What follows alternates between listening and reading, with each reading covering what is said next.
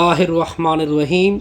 ये देखिए लेक्चर 1 है, पार्ट 1, जिसमें हमने एक सब्जेक्ट डिस्कस करना है लॉजिक और साथ में क्या है रीजनिंग। सबसे पहले लॉजिक को डिफाइन करते हैं कि लॉजिक क्या है। अब देखिए ये आ जाएगी लॉजिक की definition. Logic is a science. Logic एक तरीका है। लॉजिक क्या है जी? एक तरीका है जिसमें आप अपनी सोच को यूज़ करके करेक्ट तरीका यूज़ करते हैं, जिसमें आप अपने सोच को यूज़ करके करेक्ट तरीका यूज़ करते हैं। फिर आगे हमें यह बताता है कि आप अपने सोच को किस तरह यूज़ करके मिस्टेक को रिमूव कर सकते हैं। जब आप किसी के साथ एक सेंटेंस के ऊपर या किसी भी स्टेटमेंट के ऊपर बहस कर रहे हो। दोबारा रिपीट कर रहा हूं, लॉजिक एक तरीका है जिसमें आप करेक्ट थिंकिंग करते हैं, और फर्दर हमें ये बताता है कि आप ये करेक्ट तरीका किसके लिए यूज़ करते हैं, ताकि आप उस सेंटेंस और स्टेटमेंट के से मिस्टेक को रिमूव कर सके। क्लियर जी? बिल्कुल। आगे देखें, रीजनिंग क्या है। रीजनिंग जब आप एक स्टेटमेंट के ऊपर बहस कर रहे हो, तब आप हर जुमले का क्या देंगे? प्रॉपर प्रूफ देंगे, ताकि आप एक कंक्लूजन के ऊपर आ जाए। ताकि आप एक किस चीज के ऊपर आ जाए? कंक्लूजन के ऊपर। अब आगे देखें, एग्जाम्पल से इस चीज को क्लियर करते हैं। ये एग्जाम्पल मैंने अपनी तरफ से लिया है ताकि आपको क्लियर हो जाए। ये आपका इक्वेशन है, आपका कंक्लूजन है एक्स को निकालना। ये मैंने आपको पहले से बताया कि जब भी लॉजिक और रीजनिंग होगी तब आप एक कंक्लूजन के ऊपर आएंगे। तो हमारा कंक्लूजन है एक्स को निकालना। पहले इक्वेशन को लिख दे, 3x + 5 = 2x - 1।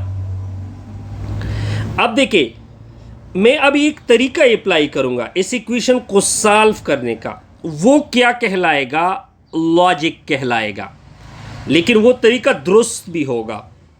पहले इस तरह कर दे, ये +2x को उधर शिफ्ट कर दे, तो ये -2x होगा। ये +5 इधर शिफ्ट कर दे, -1 - 5। 3x में से 2x को निकाल दे, x आएगा। -1 - 5 ये आएगा -6। अब देखिए, यहां पे आपने एक प्रॉपर साइंस यूज की, एक तरीका यूज किया, और वो तरीका करेक्ट भी था। तब आपने क्या किया? ये आपने इसमें लॉजिक यूज की। इसको क्या बोलते हैं? लॉजिक। यहां से लेकर यहां तक। क्लियर जी? अब देखिए, हर स्टेप के साथ आप जो रीजन दे रहे हैं, इसमें आपने रीजन दिया कि 2x जो है वो राइट में शिफ्ट हुआ, और जो +5 है वो लेफ्ट में शिफ्ट हुआ। ये आपकी रीजनिंग हो गई। ये आपकी क्या हो गई? रीजनिंग।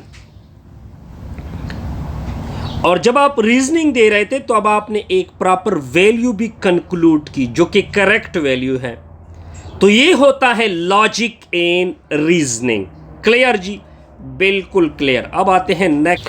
अब देखिए, अब हमने डिफाइन करना है क्या चीज़? फिलॉसफी को। देखिए, जो फिलॉसफी है वो है लव ऑफ विजडम। ठीक हो गया जी? देखिए, यहाँ पे हम ये डिफिनीशन इस वजह से लेके आए हैं क्योंकि आप अपने जहन को यूज़ करके क्या लेके आते हैं? करेक्ट रिजल्ट या करेक्ट कंक्लूजन लेके आते हैं। तो फिलॉसफी भी ऐसा वर्ड है जो कि आपके थिंकिंग, आपकी जो अकल, जो आपकी बेस्ट वे ऑफ अकल जब आप यूज करते हैं उसको क्या कहते हैं? फिलॉसफी कहते हैं। अब देखिए, अब यहां पे मैंने एक एग्जाम्पल ली। ये एग्जाम्पल बड़ी सिंपल एग्जाम्पल है। इस एग्जाम्पल को देके यहां इस एग्जाम्पल में आपके दो स्टेटमेंट हैं। अगर आप देखें इस एग्जाम्पल में आपके दो स्टेटमेंट आ गए। कितने स्टेटमेंट है? इसको हम तोड़ते हैं। अब देखिए स्टेटमेंट 1, किसी ने कहा, ये देखिए मैं इसको तोड़ता हूं। ऑल कंजर्वेटिव, सारे जो कंजर्वेटिव है, all conservative oppose gun.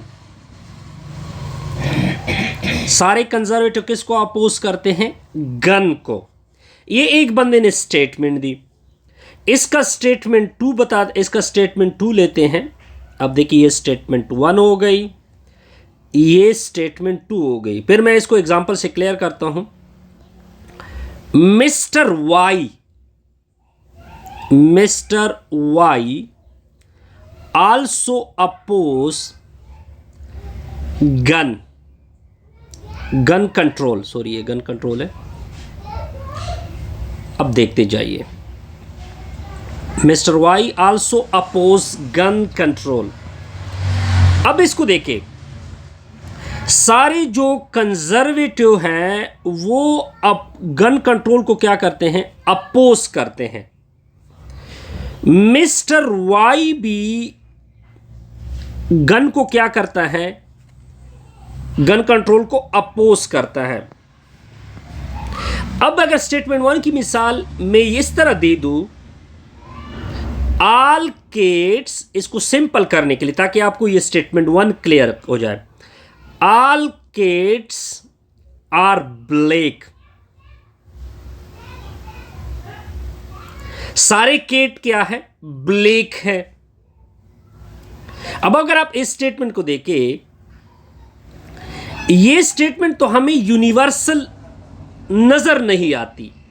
Not a universal statement, क्योंकि सारे किड तो ब्लैक नहीं होते ना।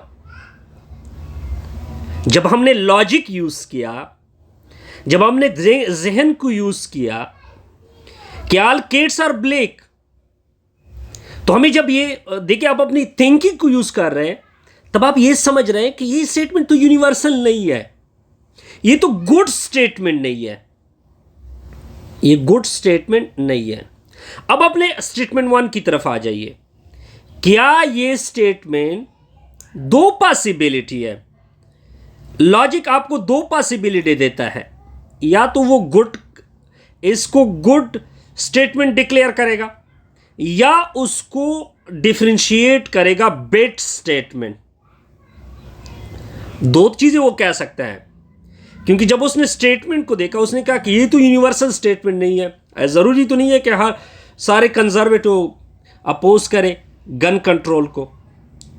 ठीक हो गया।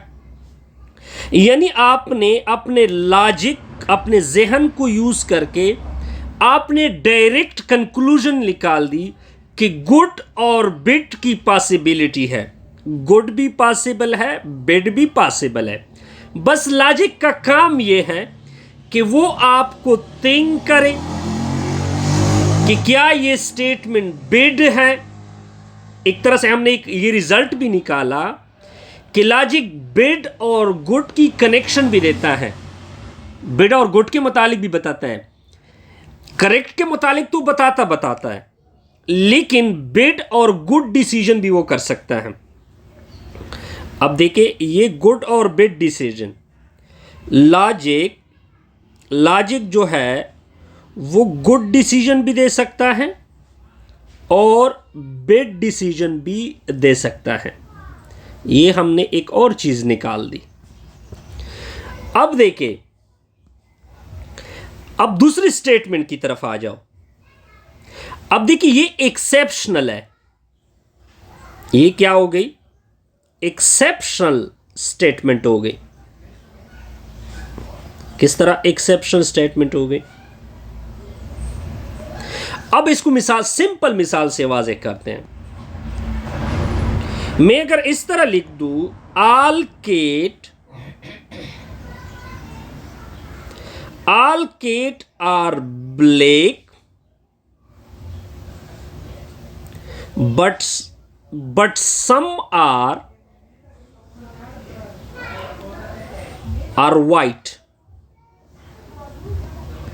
पहले मैंने अपनी स्टेटमेंट यूनिवर्सल की। अब देखिए, फिर मैंने आगे कहा कि कुछ वाइट भी होते हैं, जिस तरह कि आपको नजर आ रहा है। पहले स्टेटमेंट यूनिवर्सल की, फिर उसी स्टेटमेंट को अपोज किया किसी ने।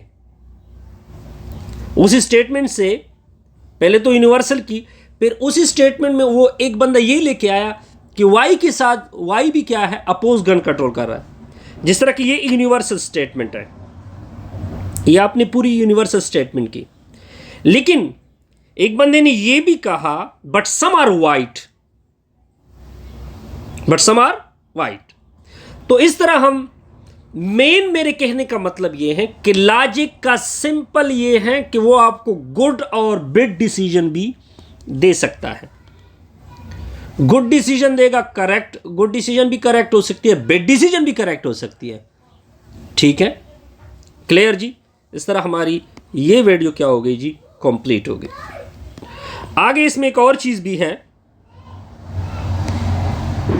For every question we should have a logic. बहरहाल हर क्वेश्चन का आप क्या बना सकते हैं, एक लॉजिक बना सकते हैं। अब देखिए, फिर आपकी कंक्लूजन दो तरह के हैं।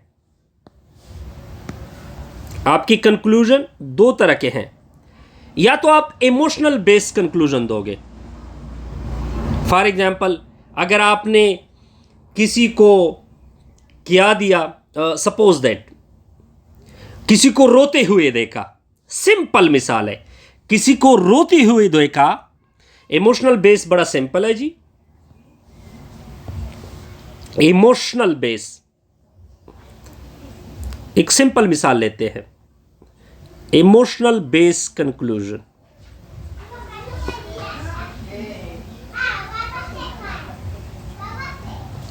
अगर आप किसी को रोते हुए देखें, रोते हुए देखना,